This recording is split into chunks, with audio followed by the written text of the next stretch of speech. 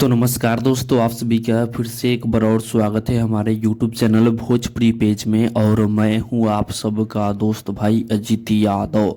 दोस्तों देखिए, राकेश मिश्रा जी का टी सीरीज भोजपुरी के YouTube चैनल से 10 तारीख को सुबह 6 बजे एक नया ज़बरदस्त गाना आप लोग के बीच में रिलीज होने जा रहा है।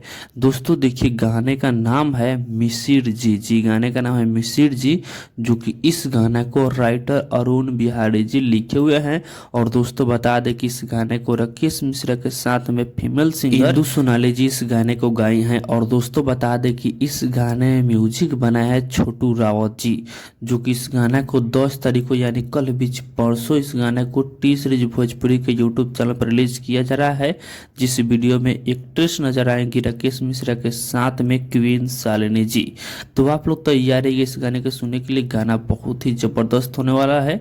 तो बाकी दोस्तों फिलहाल का ये अपडेट है, आप लोग इसके बारे में क्या कहना चाहते हैं कमेंट बॉक्स में बताइएगा।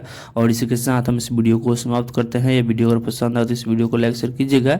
बाकी अभी तक हमारे इस चैनल को सब्सक्राइब नहीं किए हैं तो सब्सक्राइब भी कर लीजिएगा, क्योंकि इस चैनल पर भोजपुरी इंडस्ट्री का हर एक अपडेट सबसे पहले आप सभी को मिलेगा।